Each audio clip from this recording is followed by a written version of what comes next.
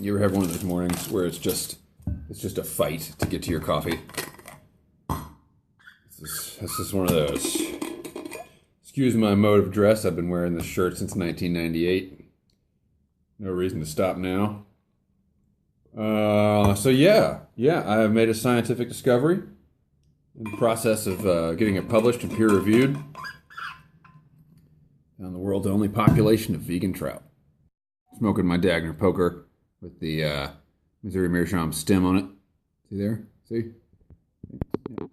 Okay. And this is weird, but a mix of Ashton's Rainy Day and Three Oaks Syrian. Fishing was taking over my life. And, I made a video a couple weeks back about how overworked I am, and I've had 2 weekends off in a row, which is saying a lot for wedding season, and it makes me feel like much more of a human being. However, I've spent a lot of time on the water, and so after losing about 2 ounces of really good tobacco that I had in my pocket, because I was like packing up, I'm ready to get on the water, and I'm like, well, what am I going to smoke today? And I just grabbed a bag of Stray Dog, which had really matured and really all the flavors had blended really well, and I was really enjoying this bag of Stray Dog. Stuffed it in the pocket of my vest. It was in a Ziploc bag. I fell in the river. The bag was open. And so now I don't have any more Stray Dog. Irreplaceable tobacco. Not expensive, but irreplaceable. It's gone. Just gone. So my new practice is much smaller bags for a day on the water. So I'm just kind of mixing what I've got into whatever bag I've got in my vest pocket. Hang on, let me figure out what we're going to talk about here. This is a great family story. My dad was a ham radio guy, right? And he worked from home. He was a minister, and so he worked from home. We lived in a house owned by the church, and he had a study there, and would of course worked on the weekends too. And my dad worked hard, right? But I was recalling when I was a really little kid. I was recalling spending time in his study with him, and that he was always on the radio. And I mentioned that to my mom one time, and I was like, it's like, it was really like, when did he work? And she was like, your father wasn't perfect. He was a human being, he was a human being, and sometimes he might have spent a little too much time on the radio. Well, that's kind of how I feel about fishing. Because I'm not spending time fishing that I should be working. Really. I'm not. I can't really do that. Because I have too much work to do. But when I'm off the clock, I'm on the water. And it feels a little obsessive. And so then I start to be like, I don't know, man, maybe I should temper this. Maybe I should not fish so much. And then I think, hell, I'm getting outside. I'm getting exercise. I'm in the outdoors. I'm learning a skill. I enjoy it. It doesn't cost that much money. I mean, compared to yachting or golfing okay, you're right. Compared to the hobby of parachuting out of your own private Learjet that is crashing into a mountain just for fun, fishing is super cheap. So I called my fly fishing mentor, and I said, all day yesterday I was fishing, couldn't get a bite on anything, but I saw the fish eating these tiny little bugs off the water, and he said, what do I do about that, And he said, now is when things get interesting. So I think I'm going to go to the store today and buy some size 22 hooks and start tying tiny little midges and emergers and stuff like that. Which is like, I didn't want to go there. I did not want to go there. And now I'm like, I don't care if I go there. I want to catch fish. So when I made my first fishing videos, Handlebar Mike said, before you know it, you'll be tying the tiniest flies on the tiniest hooks you can imagine. Uh, and I was like, that's never going to be me. That's me. What? I can quit whenever I want. I was just sitting here and I realized that I had a little tiny bit of pheasant tail left, and I thought I would, rather than waste it, I would just use this time to sort of tidy up. Okay, you're right. You're right.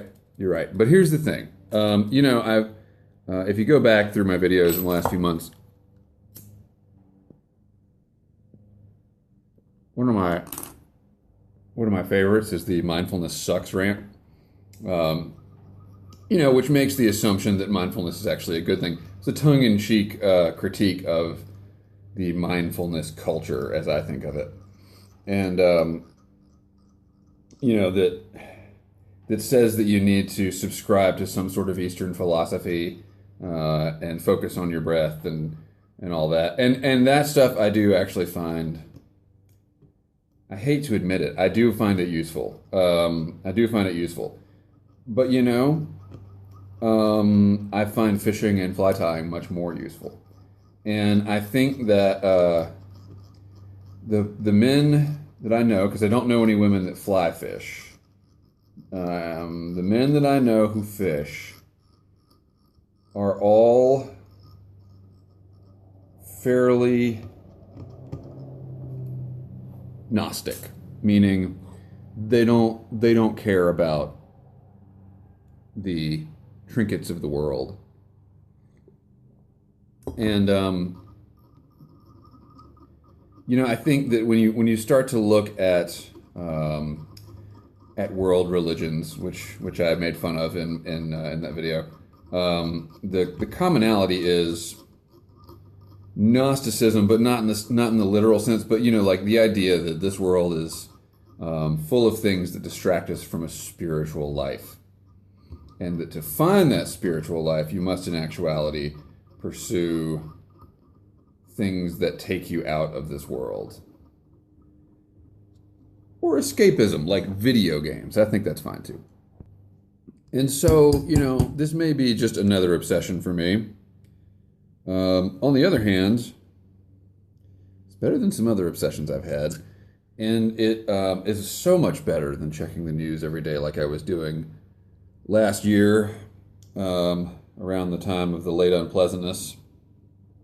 And, I check the news now. I probably check the news. I probably check the news twice a day, instead of all day, every day. And that's a much better system. That's so much better. Because, look, I don't like to talk about politics here, although that's I'm going to give you a sneak preview of things to come. That's probably going to change a little bit. So I'm not going to get too into it, but the Trump tweets about the Morning Joe show, is that a show? I don't, the Joe Scarborough and Mitza, what the hell is her name? I don't know these people. None of this matters to me. But so I see the news. Okay, so Trump attacks these people in a way that is extremely unbefitting of the office. And then he doubles down, and then they respond, and okay. Then I see a story from where's that story from? It's from some other outlet other than MSNBC, and it said, everybody's outraged, but will there be any consequences? Hell no, there's not going to be consequences. Have you missed the last year and a half? What, have there been any consequences so far? Of course not. And, I don't care which side you're on. Maybe you love that Trump is calling these people out for being dumb as a rock and having facelifts or whatever.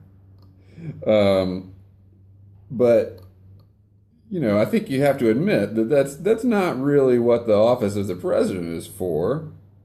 I don't think. I guess there's not really an official job description other than what the Constitution said.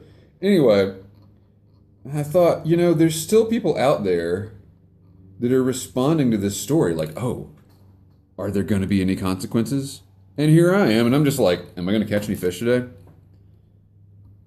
Like, I just don't care. I just don't care. And maybe that's less than healthy. I don't know. But at least I'm not deluded into thinking that there might be consequences to something like that, and it might matter. Like, I feel that I'm a little bit wiser than I was when I was, say, in my 20s, and believed that there should be some sort of rectification for people who do bad things. Like, I mean, I guess there should be. Yeah, I guess I still believe that, but I don't expect it. I don't expect that anything is going to happen to the president of the United States when he comes out and calls somebody out for being dumb as a box of rocks. Pretty kind of a sad commentary. Anyway, look at this Kabare fly that I tied. That's not really how it's supposed to look. I'm using pheasant. I'm just using this pheasant tail because I've got it. Supposedly these have really good action in the water, and trout just can't resist them. I love that. I love that marketing. Trout can't resist them. Trout can resist whatever they want. If there's one thing I have discovered, it's that trout don't give a shit. And when you think you're going to catch them, that's when they show you who's really in charge.